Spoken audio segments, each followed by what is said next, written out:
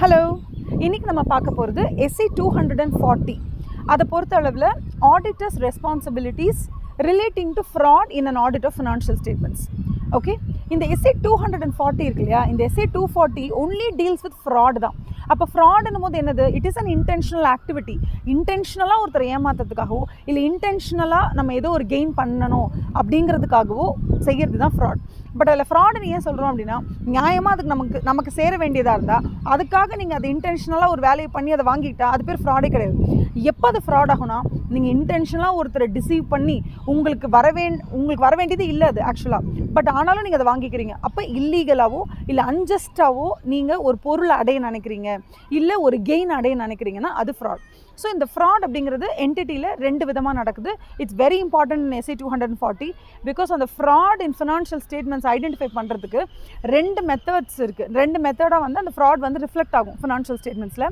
ஒன்று, it is fraudulent financial reporting, where முழுக்க fraudulent financial ரிப்போர்ட்டிங்கை பொறுத்தளவில் எந்த மாதிரி மிஸ்டேட்மெண்ட்ஸ் நம்ம கண்டுபிடிக்க முடியும் அப்படின்னா, அவங்க ஒன்று ப்ராஃபிட் அதிகமாகிடுச்சு அது எப்படியாவது கம்மி பண்ணி காமிக்கணும் அப்படின்றதுக்காகவோ, இல்லை ப்ராஃபிட் ரொம்ப கம்மியாக இருக்கே இன்னும் அதிகப்படுத்தினா தான் ஷேர் ப்ரைஸ் வந்து நம்மளால் மெயின்டைன் பண்ண முடியும் மார்க்கெட்டில் அப்படின்றதுனால அந்த இன்டென்ஷனை வச்சுக்கிட்டு, ஸோ அவங்கள பொறுத்த வரைக்கும் எனக்கு இவ்வளோ டெபிட் வேண்டாம், இவ்வளோ கிரெடிட் வேண்டாம், இதை கொஞ்சம் குறைக்கணும், இதை கொஞ்சம் கூட்டணும்னு சின்ன சின்ன அட்ஜஸ்ட்மெண்ட்ஸு மால் ஃபங்க்ஷனிங் அங்கங்கே குட்டியாக பண்ணும்போது அவங்களுக்கு தேவையான அந்த கோல் அச்சீவ் ஆகுது. ஓகே, நம்மளால் டேக்ஸ் இவ்வளோ குறைக்க முடிஞ்சுது, இந்த இடத்துல ஓகே நம்மளால் மார்க்கெட் ப்ரைஸ் மெயின்டைன் பண்ண முடியுது, இதை மாதிரி they will gain something. So இந்த இடத்துல இந்த ஃப்ராடுலண்ட் ஃபினான்ஷியல் ரிப்போர்ட்டிங்னால ஒரு மேனேஜ்மெண்ட் என்ன பெருசாக அடைஞ்சிடுது அப்படின்னா, மார்க்கெட் ப்ரைஸ் அவங்களால மெயின்டைன் பண்ண முடியும், சில இடத்துல டேக்ஸ் பேமெண்ட் அவங்களால கம்மி பண்ணிக்க முடியும். ஸோ இந்த மாதிரி கோல்ஸ்க்காக அவங்க ஜேர்னல் என்ட்ரிஸையும் லெட்ஜர் என்ட்ரிஸையும் புக்ஸ் ஆஃப் அக்கௌண்ட்ஸையும் அங்கங்கே வந்து அட்ஜஸ்ட் பண்ணி மிஸ்டேக் பண்ணாங்கன்னா that is called as fraudulent financial reporting. And then what do you mean by misappropriation of asset? Misappropriation of asset is very simple. It is being done only by simple employees where காரை வந்து ஒரு பர்பஸ்க்காக கொடுத்துருப்பாங்க, office யூஸ்க்காக use பண்ணுங்கள், அவங்க personal யூஸ்க்காக எடுத்துகிட்டு போயிடுவாங்க. Okay, அந்த இடத்துல உங்களுக்கு ஸ்கிராப் மெட்டீரியல் கிட்டத்தட்ட 50 லட்சம் ரூபா மதிப்புள்ள ஸ்கிராப் மெட்டீரியல் இருக்கும். ஆனால் அதை நீங்கள் என்ன பண்ணுவீங்கன்னா 50 lakhs வித்துட்டு 40 lakhs தான் போச்சுன்னு சொல்லி போய் கணக்கு எழுதுவீங்க. இதெல்லாம் எதுக்காக அப்படின்னு கேட்டிங்கன்னா, அந்த பொருளை திருடுறதுக்காக. அப்போ ஒரு பொருள் திருட்டு ரிலேட்டடாக நீங்கள் கணக்கை மாற்றி எழுதுறதுக்கு பேர் வந்து என்ன அப்படின்னு கேட்டிங்கன்னா, மிஸ்அப்ராப்ரியேஷன் ஆஃப் அசெட்ஸ்க்காக நீங்கள் ஃப்ராடு பண்ணுறீங்கன்னு அர்த்தம்.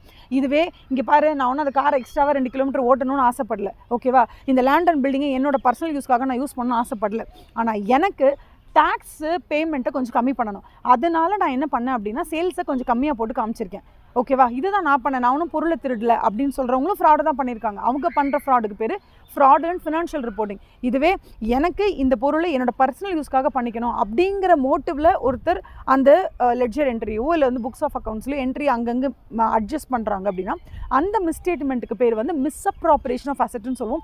ரெண்டுமே equally dangerous. But misappropriation of asset அப்படிங்கிறது வந்து சின்ன அல்ப ஆசைகளுக்காக நடக்கும்னு வச்சுக்கோங்களேன். பட் இந்த மாதிரி ஃப்ராடுலண்ட் ஃபினான்ஷியல் ரிப்போர்ட்டிங் அப்படிங்கிறது ஹையர் லெவலில் management to those charge with governance அந்த மாதிரி பெரிய கையெல்லாம் பண்ணுவாங்க. பட் இந்த மாதிரி ஐயோ ஸ்கிராப் மெட்டீரியல் 50 ரூபாய்க்கு போகுது அப்படின்னு சொன்னால் அந்த 50 ரூபாய்க்கு விற்றுட்டு 40 ரூபாய்க்கு தான் போச்சுன்னு சொல்லி போய் கணக்கு எழுதி அதில் கொஞ்சம் பணத்தை அடிக்கிறது, அந்த அசெட்ஸ் இவங்களுக்கு தேவையான மாதிரி யூஸ் பண்ணிக்கிறது, இல்லை ஏதோ வந்து இன்னும் ஒரு 2-3 வருஷம் கூட அந்த கார் நல்லா ஓடுன்னு வச்சுக்கோங்களேன், அங்கே போய் என்ன பண்ணுறது, இல்லை இந்த கார் சுத்தமாக வீணாக போச்சுன்னு சொல்லி அதை ஸ்கிராப்புக்கு விற்ற மாதிரி காமிச்சு அதை கொண்டு போய் பர்சனல் யூஸ் பண்ணிக்கிறது. இதெல்லாம் வந்து ரொம்ப லோ லெவல் எம்ப்ளாயிஸ் கிட்ட நடக்கும் மிஸ்அப்ராப்ரியேஷன் ஆஃப் அசெட். ஏன்னா அசெட்டை மிஸ்அப்ராப்ரியேட் பண்ணுறது எல்லாமே லோ லெவல் எம்ப்ளாயிஸ் தான் இருப்பாங்க. ஹை லெவலில் இருக்கவன் என்ன பண்ணுவான்னா, கணக்கு அவனுக்கு ஏற்ற மாதிரி உட்காந்த இடத்துல கணக்கை மட்டும் மாற்றி எழுதி அதில் சூப்பர் கெயின் பண்ணிட்டு போயிட்டே இருப்பான். ஸோ FRF பொறுத்த வரைக்கும் நீங்கள் TCWG கிட்ட மேனேஜ்மெண்ட் கிட்ட கவனமாக இருங்க. மிஸ்அப்ராப்ரியேஷன் ஆஃப் அசெட்டை பொறுத்த வரைக்கும் சின்ன லெவல் எம்ப்ளாயிஸ்லேருந்து மிடில் லெவல் வரைக்கும் நீங்கள் கவனமாக இருக்கணும் அசெட் ஹேண்ட்லிங்கை பொறுத்த வரைக்கும். Okay, I hope you understood both the types of fraud intentions, one in the type of FRF and other in the type of misappropriation of asset. Okay, இதை பற்றி இன்னும் detailed full video coming up soon. Thank you so much. Have a nice day. Bye-bye.